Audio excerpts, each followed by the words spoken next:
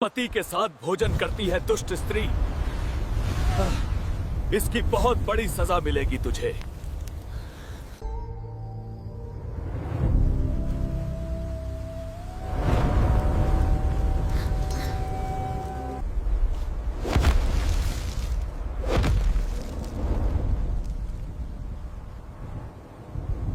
क्या आप जानते हैं कि पति पत्नी का एक साथ भोजन करने से क्या प्रभाव पड़ता है? और भोजन के दौरान वे कौन सी गलतियां आई हैं जिनसे घर की सुख समृद्धि दूर हो जाती है? साथ ही कौन सा भोजन आपके घर में बरकत और शांति लाता है?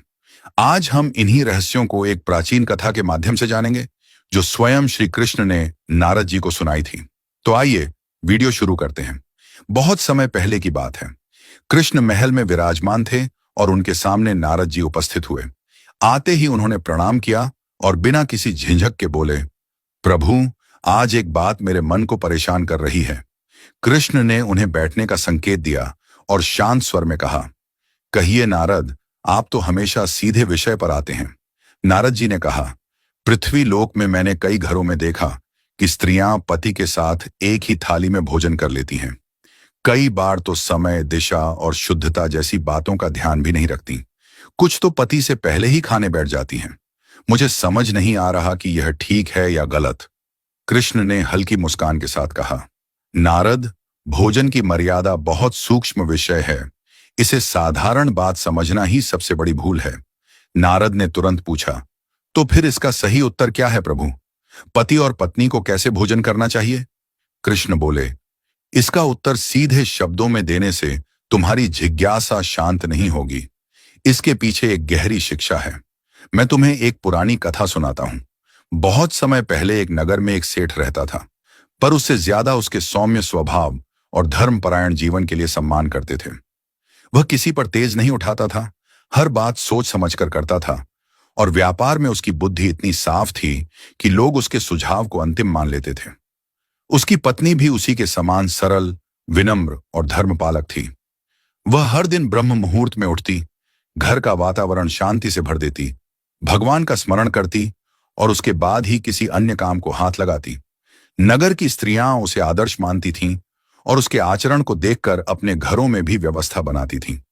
उनके घर में कभी धन की कमी नहीं हुई, कभी कलह नहीं हुई।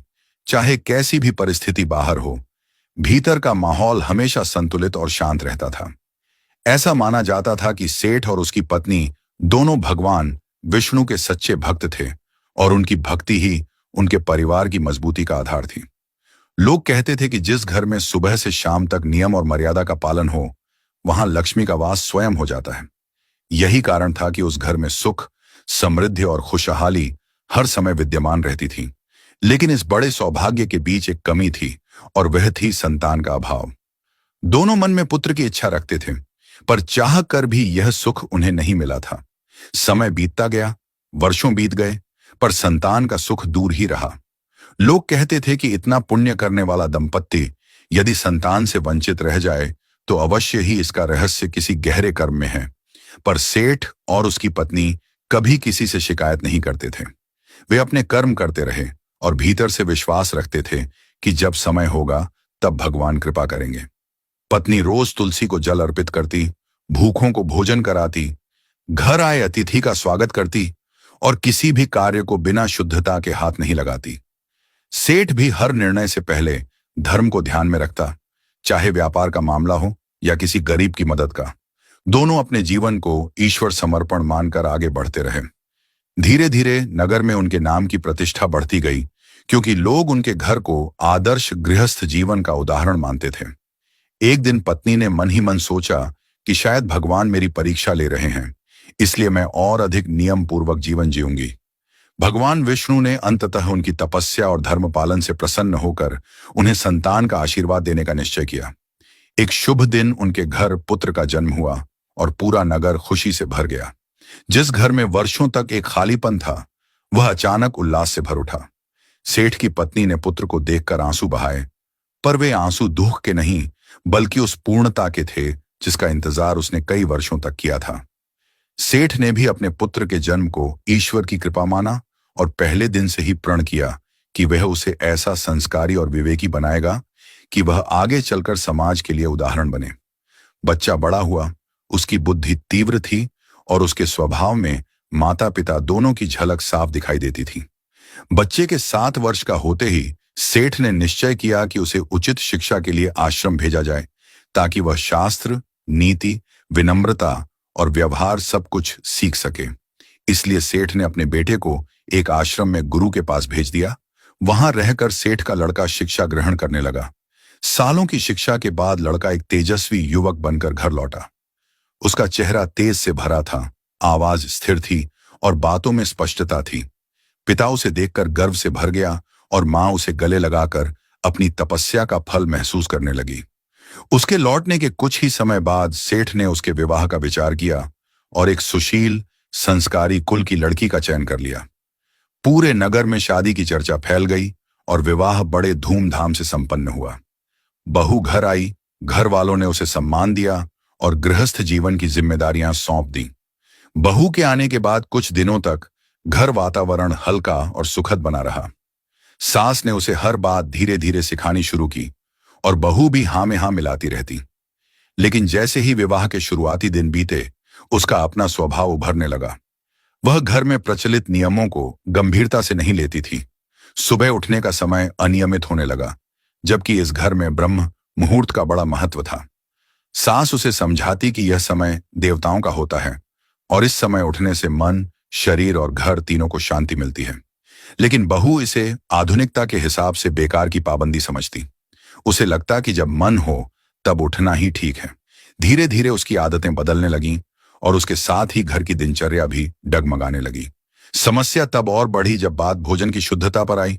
कई बार अपने कमरे से सीधे रसोई में चली जाती, बिना हाथ मुंह धोए। कभी किसी भी दिशा में बैठकर खाना शुरू कर देती। सास ने अनेक बार समझाया कि भोजन पूर्व या उत्तर दिशा की ओर मुख करके करना चाहिए, क्योंकि इससे शरीर और मन दोनों संतुलित रहते हैं। उन्होंने यह भी बताया कि खाना शुरू करने से पहले अन्नपूर्णा माता को धन्यवाद देना चाहिए और भूखे जीवों के लिए प्रार्थना करना घर की संपन्नता बढ़ाता है। लेकिन बहू इन बातों को अनसुना कर देती। धीरे धीरे बहू की एक और आदत सामने आई, जिसने सास को चिंता में डाल दिया। वह कई बार अपने पति के साथ एक ही थाली में बैठकर खाना खाने लगती। कभी वह पति से पहले खाना शुरू कर देती। सास ने उसे धीरे से समझाया कि एक ही थाली में खाना शास्त्रीय दृष्टि से उचित नहीं माना जाता और गृहस्थ जीवन के संतुलन को बिगाड़ता है। पति से पहले भोजन करना भी अशुभ माना जाता है, क्योंकि इससे घर की लक्ष्मी शक्तियां कमजोर हो जाती हैं। लेकिन बहू इन बातों को पुराने जमाने की सोच कहकर टाल देती। समय बीतता गया और बहू की गलतियां बढ़ती गईं, जबकि परिवार अंदर ही अंदर चिंतित होता गया। सेठ का बेटा भी कई बार उसे समझाता कि मां कह रही हो तो उसका कोई अर्थ होगा, लेकिन बहू इसे सास की पुरानी आदत समझकर अनदेखा कर देती। धीरे धीरे बेटा भी असमंजस में पड़ गया। एक ओर मां की चिंता, दूसरी ओर पत्नी की नाराजगी। धीरे धीरे घर की शांति डगमगाने लगी। पहले जहां सुबह तुलसी चौरे से घंटी की मधुर ध्वनि आती थी, वहां अब बहू की उदासीनता ने एक अजीब सी चुप्पी पैदा कर दी। घर में मौजूद सकारात्मक ऊर्जा धीरे धीरे कम होने लगी। कुछ ही समय बाद इसका असर व्यापार पर भी दिखने लगा। सेठ का काम, जो पहले बिना किसी बाधा के चलता था, अब रुकावटों से भरने लगा। अब बिना कारण काम बिगड़ने लगा। लाभ की जगह घाटा आने लगा। सेठ को समझ नहीं आता कि ऐसा क्या हो गया है कि भाग्य का रुख एकाएक बदल गया। धीरे धीरे वह तनावग्रस्त रहने लगा और उसकी चिंता बेटा भी महसूस करने लगा। पर परिवार किसी को बताना नहीं चाहता था कि घर की ऊर्जा ही कमजोर पड़ चुकी है। धीरे धीरे घर में कलह बढ़ने लगा। बहू का स्वभाव चिड़चिड़ा होने लगा। बेटे और पत्नी के बीच झगड़े होने लगे और घर का माहौल बदल गया था। सास ने कई बार बहू को समझाने की कोशिश की, पर हर बार वही जवाब मिलता कि वह इन बातों पर विश्वास नहीं करती। बहू को लगता था कि उसका जीवन उसके हिसाब से चलेगा, चाहे घर की परंपराएं कितनी भी पुरानी क्यों ना हों। घर में बदलाव इतने शांत तरीके से हुआ कि पहले किसी को लगा ही नहीं कि इसका असर कितना गहरा होगा। लेकिन कुछ ही महीनों के अंदर माहौल पूरी तरह बदल चुका था। सेठ रोज सुबह दुकान जाते तो जाते समय चेहरे पर चिंता की रेखाएं पहले से गहरी दिखती। एक शाम जब वह भारी कदमों से घर लौटे तो पत्नी ने पूछा, आज भी काम नहीं बना क्या? सेठ ने थका हुआ सा जवाब दिया, न जाने क्या हो रहा है। जो सौदे हाथ में आते हैं वे पलट जाते हैं। मैं जितना समझने की कोशिश करता हूं उतना ही उलझ जाता हूं। पत्नी चुप हो गई, लेकिन उसके मन में बार बार वही बात घूमने लगी कि घर की मर्यादा कहीं ना कहीं टूट चुकी है। उधर बहू अपने हिसाब से ही घर चला रही थी। कई बार वह पति से पहले भोजन कर लेती। एक दिन सुबह जब सास ने देखा कि बहू सीधे रसोई में चली गई बिना हाथ मुंह धोए, तो उन्होंने धीरे से कहा, बेटी, पहले थोड़ा जल लेकर हाथ पैर धो लो, फिर रसोई में आना। रसोई शुद्ध स्थान है। बहू ने बिना पलटे कहा, माँ जी, इतनी सुबह उतनी ठंडे पानी से कौन धोए? रोज इतनी सफाई सफाई की बातें मत किया करें। मैं आजकल के समय की लड़की हूं। सास निरुत्तर रह गई, लेकिन उनके मन में दर्द सा हुआ कि बहू आदर से बात भी नहीं करती। धीरे धीरे सेठ का बेटा भी दो राहों पर खड़ा होने लगा। वह मां की भावनाएं समझता था, लेकिन पत्नी से तर्क करने पर घर में झगड़ा होने लगता। एक शाम वह बहू से बोला, देखो, मां की बातों में बुरा मानने जैसा कुछ नहीं है। यह घर उन नियमों पर ही टिका है जिन्हें तुम हल्के में ले रही हो। बहू ने तुनक कर कहा, तो क्या मैं सब कुछ छोड़कर बस पुरानी परंपराएं निभाती रहूं? मुझे भी अपनी सुविधा चाहिए। बेटे ने शांत होकर कहा, सुविधा ठीक है, पर घर की ऊर्जा भी तो देखनी पड़ेगी। बहू झंझलाकर बोली, ऊर्जा नहीं, ये तुम्हारी मां की बनाई पाबंदियां हैं। पति कुछ पल उसे देखता रहा। उन दोनों के बीच का यह पहला बड़ा विवाद था। इसी तनाव के बीच एक दिन ऐसा आया जब सास ने तय किया कि वह इस विषय पर बहू से खुलकर बात करेंगी। उन्होंने दोपहर में उसे बुलाया और धीरे से कहा, बेटी, तुमसे एक बात कहना चाहती हूं। घर की हालत दिन पर दिन खराब होती जा रही है और मुझे लगता है कि यह सब भोजन की मर्यादा टूटने से हो रहा है। बहू ने भौहें चढ़ाकर पूछा, तो आप कहना चाहती हैं कि घर बर्बाद मैं कर रही हूं? सास ने शांत स्वर में कहा, नहीं बेटी, मैं यह नहीं कह रही कि तुम जानबूझकर कर रही हो, पर कुछ नियम ऐसे हैं जिन्हें तोड़ने से अन्न देवता रुष्ट हो जाते हैं। बहू हंसते हुए बोली, मां जी, देवता किसी के खाने से नाराज होते हैं क्या? ये सब आपकी धारणाएं हैं। सास ने धीमी आवाज में कहा, धारणाएं नहीं बेटी, हमारे पूर्वजों का अनुभव है। हम स्त्रियां भोजन को पवित्र मानती हैं, इसलिए शास्त्रों में स्त्रियों को पति के बाद भोजन करने की सलाह दी गई है। बहू ने फिर वही जवाब दिया, मुझे इन सब में विश्वास नहीं, और वहां से उठकर चली गई। सास की आंखें भर आईं, लेकिन उन्होंने संयम रखा। वह जानती थीं कि बहू को समझाना अब कठिन होता जा रहा है। उधर सेठ दिन रात तनाव में रहने लगे। व्यापार का नुकसान इतना बढ़ गया कि उन्हें कुछ संपत्ति बेचनी पड़ी। रात में सेठानी सेठ से बोली, आपको नहीं लगता कि घर की मर्यादा भंग हो रही है? सेठ ने गहरी सांस लेकर कहा, हां, लगता तो है, पर हम अपनी बहू पर जोर भी नहीं डाल सकते। बेटे का घर टूट जाए, यह भी नहीं चाहता। सेठानी ने सिर झुका लिया। धीरे धीरे यह संकट इतना बढ़ गया कि घर की शांति पूरी तरह समाप्त हो गई। बेटे और बहू में झगड़े बढ़ने लगे। बहू की जिद हर दिन तेज होती जा रही थी। एक शाम जब बहू फिर पति से पहले खाने बैठ गई और सास ने बस इतना कहा कि बेटी, एक बार उसे बुला लो, तो बहू पलटकर जोर से बोली, मां जी, मैं बच्ची नहीं हूं कि हर बात पर टोका टोकी सहूं। उस आवाज ने पूरे घर को चीर दिया। पति कमरे से बाहर आया और गुस्से में बोला, बस, बहुत हो गया। मेरी मां का इतना अपमान मैं बर्दाश्त नहीं करूंगा। बहू भी तैश में बोली, तो आप भी अपनी मां के ही बेटे बने रहिए, मैं अपने तरीके से ही चलूंगी।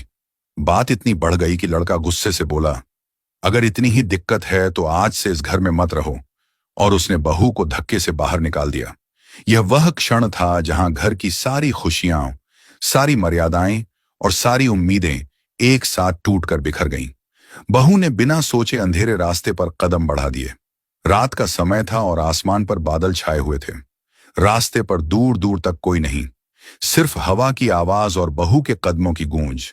वह चलते चलते खुद से बोलने लगी, आखिर गलती क्या थी मेरी? क्या बस इतना कि मैं अपनी तरह से जीना चाहती थी? क्या थोड़ा सुविधाजनक जीवन चाहना इतना बड़ा अपराध था? उसके भीतर दर्द था, लेकिन अभी भी जिद बाकी थी। वह आगे बढ़ी, गांव से दूर निकलती गई। रास्ता धीरे धीरे जंगल की ओर मुड़ रहा था, पर उसे परवाह नहीं थी। मन में बस एक ही बात घूम रही थी, अगर मेरे लिए कोई नहीं है तो मुझे भी किसी की जरूरत नहीं। जंगल में पहुंचते ही वातावरण और घना हो गया। उसी समय उसे पास के झाड़ियों में खड़खड़ाहट सुनाई दी। वह घबरा गई और पीछे हटते हुए बोली, कौन है वहां? दिल की धड़कन इतनी तेज थी कि जैसे सीने से बाहर आ जाएगी। अचानक झाड़ियों के बीच से एक आकृति निकली। सामने कोई इंसान नहीं, बल्कि एक सुहागिन जैसी दिखने वाली मादा सुअर खड़ी थी। उस मादा सुअर की आंखें साधारण नहीं थीं, उनमें करुणा थी, जैसे वह सारी पीड़ा समझ रही हो।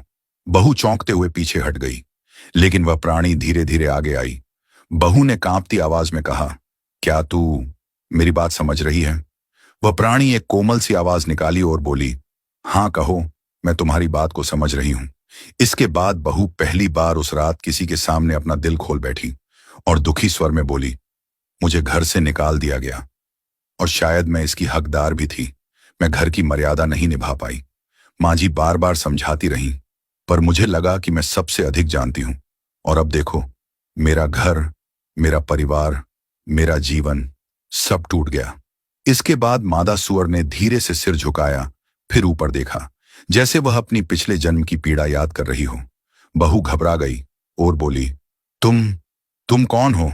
तभी वो मादा सुअर बोली, मैं भी कभी एक रानी थी। बहुत समय पहले मैं एक बड़े राज्य की रानी थी। नाम था सुरभि। राजा मुझसे प्रेम करते थे, लोग मुझे सम्मान देते थे और मेरे पास सभी सुख थे। पर एक कमी थी, मैं अपनी जिद की गुलाम थी। जो मन करता था वही करती। कोई नियम, कोई मर्यादा, कोई परंपरा मुझे अच्छी नहीं लगती थी। सुवर्णी ने आगे कहा, मेरे महल में भोजन की मर्यादा बहुत महत्वपूर्ण मानी जाती थी। रसोई से लेकर थाली तक हर चीज का नियम था, पर मैं इन बातों को बस पुरानी मान्यताएं समझती थी। मैं राजा के साथ ही भोजन करती, कई बार आधा छोड़ा हुआ भोजन उन्हीं की थाली में वापस ले जाकर रख देती। मुझे ये भी नहीं सोचना था कि अन्न देवता का अपमान कितना बड़ा पाप है। सुवर्णी का स्वर भारी हो गया और वो आगे बोली, अन्न देवता नाराज हो गए, पर उससे भी बड़ी बात यह थी कि मैं किसी की बात सुनती ही नहीं थी। मेरी सास बहुत धर्मपरायण थी। वे हर दिन मुझे समझाती कि भोजन की परंपरा घर को थामे रखती है, पर मैं उनका मजाक उड़ाती, कहती, ये सब तुम्हारे जमाने की बातें हैं।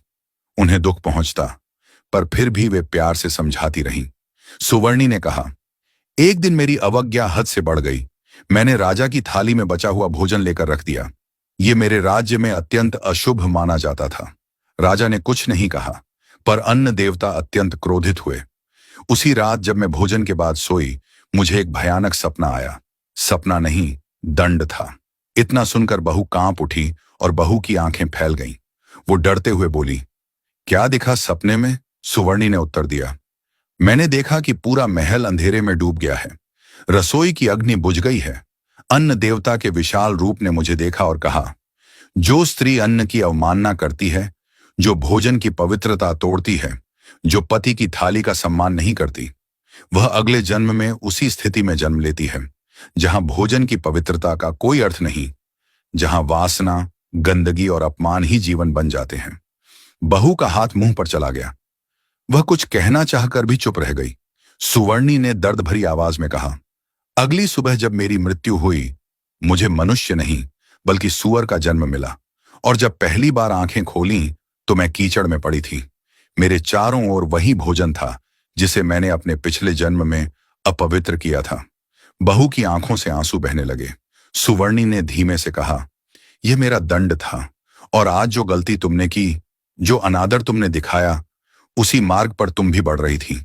इसलिए मैंने तुम्हें रोता देखा और पास आई, ताकि तुम मेरी तरह न बनो।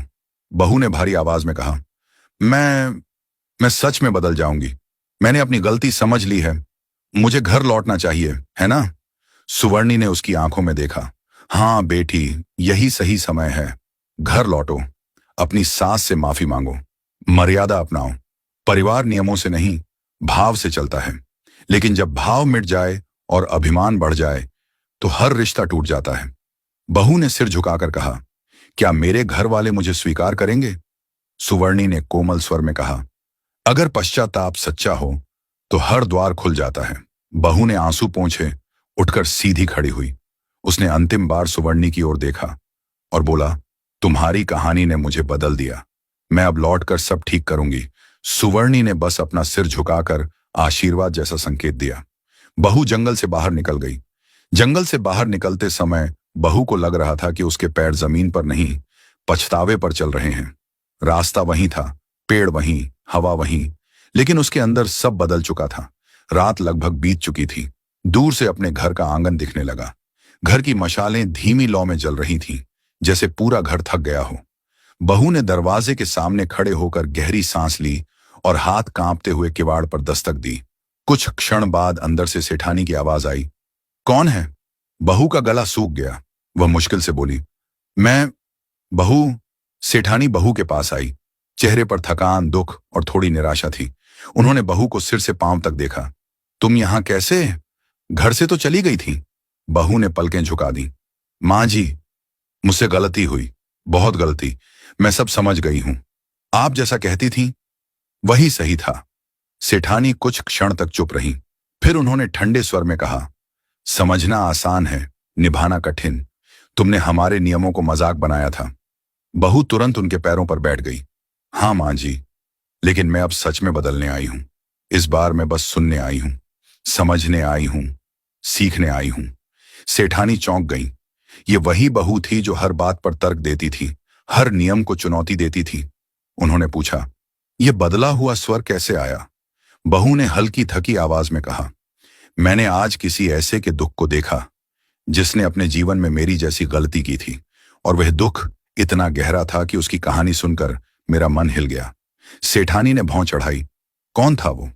बहू ने धीमे स्वर में कहा, एक स्त्री जिसे आज सूअर का जन्म मिला है, सिर्फ इसलिए कि उसने भोजन की पवित्रता तोड़ी, मर्यादा तोड़ी और अपने रिश्तों की इज्जत नहीं रखी। कुछ क्षण तक वातावरण बिल्कुल शांत रहा। फिर अचानक भीतर से सेठ बाहर आए। उन्होंने कठोर स्वर में पूछा, तुम वापस क्यों आई हो? हमारे बेटे को तुमने दुख दिया, घर का नियम बिगाड़ा, और अब रात के सन्नाटे में लौट आई। बहू रोते हुए बोली, क्योंकि अब मैं भागना नहीं चाहती। मैं गलत थी। मेरे अभिमान ने मुझे अंधा कर दिया था। अगर आज भी आप कहें तो मैं अभी इसी समय लौट जाऊं, लेकिन पहले मेरी बात सुन लीजिए। सेठानी ने सेठ को धीरे से कहा, सुन लेते हैं। लड़की टूटी हुई लग रही है, शायद सच में बदली हो। सेठ ने कहा, ठीक है, बोलो, पर सच सुनना हमारे लिए आसान नहीं होगा। बहू ने कहा, मां जी, बाबूजी, मुझे समझ आ गया है कि घर की मर्यादा सिर्फ नियम नहीं, सुरक्षा है। मैं सोचती थी ये परंपराएं पुरानी हैं, लेकिन आज समझ आया कि ये ही घर को जोड़ती हैं। सेठ ने गंभीर आवाज में पूछा, तो तुम अब क्या चाहती हो? बहू ने सिर झुकाया। बस एक मौका, ताकि मैं अपनी गलती सुधार सकूं, ताकि मैं वही बहू बन सकूं जैसी आप हमेशा चाहते थे। सेठानी की आंखें नरम हो गईं। उन्होंने धीरे से कहा, मौका हर किसी को मिलता है, पर सच्चे मन से लौटने वाले बहुत कम होते हैं। अगर तुम्हारा मन सच में बदल गया है तो उठो, अंदर आओ। इसके बाद समय बीतते बीतते घर का वातावरण बदलने लगा था। शुरू में जिस घर में तनाव, क्लेश और एक अजीब सी घुटन का माहौल था, वही घर अब धीरे धीरे शांत होने लगा। सुबह सवेरे उठकर वह सबसे पहले स्नान करती, फिर रसोई में प्रवेश करती। रसोई में प्रवेश करने से पहले वह मन ही मन अन्नपूर्णा माता का स्मरण करती। मां, मेरे हाथों से ऐसा भोजन बने जिससे मेरे परिवार के मन में प्रेम बढ़े और घर में समृद्धि लौट आए। अब वह पहले 3 रोटियां निकाल कर रखती, एक गाय के लिए, एक कुत्ते के लिए और एक कौवे के लिए। अग्निदेव को भोग लगाकर ही परिवार को भोजन परोसती। घर के सभी सदस्य एक साथ बैठकर भोजन करवाना अब उसका नियम बन गया था। इसके के बाद श्री कृष्ण नारद जी को भोजन में मुख्य 5 नियम बताते हैं। पहला सिद्धांत, भोजन से पहले की शुद्धता। कृष्ण बोले, जब मनुष्य भोजन करने से पहले हाथ, पैर और मुख धोता है तो वह केवल शरीर की शुद्धि नहीं करता, इससे शरीर में मौजूद सूक्ष्म ऊर्जा मार्ग खुलते हैं, जिससे भोजन का पाचन और अवशोषण बेहतर होता है। भोजन को ग्रहण करने से पहले की शुद्धता मन को शांत करती है और देवताओं की कृपा बुलाती है। दूसरा सिद्धांत, भोजन बनाने वाले का भाव। नारद, भोजन केवल अन्न नहीं, उसमें रसोई बनाने वाले के भाव भी मिलते हैं। जब भोजन बनाने वाला शुद्ध मन से मंत्र स्मरण करते हुए रसोई में प्रवेश करता है, तब वह भोजन प्रसाद बन जाता है। इसी प्रसाद से घर के हर सदस्य का मन स्थिर, शांत और प्रसन्न होता है। तीसरा सिद्धांत, दिशा और समय का विज्ञान। कृष्ण ने कहा, पूर्व और उत्तर दिशा की ओर मुख करके भोजन करने से शरीर में प्राण ऊर्जा संतुलित रहती है। यह सूर्य तथा पृथ्वी की प्राकृतिक ऊर्जा के साथ मनुष्य के प्राणों का संगम है। इसी प्रकार भोजन का उचित समय प्रातः और सायं, यही समय है जब जठराग्नि सबसे अधिक जागृत होती है। समय पर भोजन करने से स्वास्थ्य और ऊर्जा दोनों बढ़ते हैं। चौथा सिद्धांत, भोजन की पवित्रता। जिस भोजन को अशुद्ध हाथों से, क्रोध में, शोर शराबे में या बिना श्रद्धा के बनाया गया हो, वह ऊर्जा रहित हो जाता है। ऐसे भोजन से रोग बढ़ते हैं, मन अशांत होता है और घर में क्लेश जन्म लेता है। इसलिए भोजन को पवित्र रखना, भोजन से पहले देवताओं को भोग लगाना और भोजन करते समय नकारात्मक बातों से बचना अत्यंत आवश्यक है। पांचवां सिद्धांत, पति पत्नी के भोजन का नियम। कृष्ण शांत स्वर में बोले, नारद, पति पत्नी का संबंध केवल शरीर का नहीं बल्कि ऊर्जा का मिलन है। यदि दोनों एक ही थाली से भोजन करते हैं तो उनकी ऊर्जाएं आपस में उलझती हैं, संतुलन बिगड़ता है। इसलिए शास्त्र कहते हैं कि पत्नी को पति के भोजन के बाद ही भोजन करना चाहिए। इससे घर में लक्ष्मी की स्थिरता आती है और परिवार में शांति बनी रहती है। नारद जी ने आदरपूर्वक सिर झुकाया, प्रभु, आपने तो आज भोजन के रहस्य को ही खोल दिया। अब समझ आया कि क्यों कहा गया है कि भोजन ही देवता है और भोजन ही शरीर का जीवन। कृष्ण ने आशीर्वाद देते हुए कहा, नारद, ये नियम केवल अंधविश्वास नहीं बल्कि सनातन विज्ञान है। जो घर इनका पालन करता है वहां सौभाग्य अपने आप लौट आता है। तो दोस्तों, आपने देखा कि कैसे एक बहू ने भोजन से जुड़े छोटे छोटे नियम अपनाकर अपने घर में सुख समृद्धि वापस ला दी। यह केवल कहानी नहीं, यह शास्त्रों में बताई गई वह बुद्धि है जो हर घर के लिए कल्याण का द्वार खोलती है। भगवान श्री कृष्ण ने नारद जी को जो 5 सिद्धांत बताए, वे हर परिवार को अपनाने चाहिए। अगर आपको यह आध्यात्मिक ज्ञान पसंद आया हो तो वीडियो को लाइक करें, अपने दोस्तों और परिवारजनों के साथ शेयर करें और चैनल को सब्सक्राइब जरूर करें। और कमेंट में लिखें, जय मां अन्नपूर्णा और जय श्री कृष्ण जरूर लिखें। आपका एक कमेंट हमारी मेहनत का आशीर्वाद बन जाता है। मिलते हैं अगले दिव्य ज्ञान के साथ।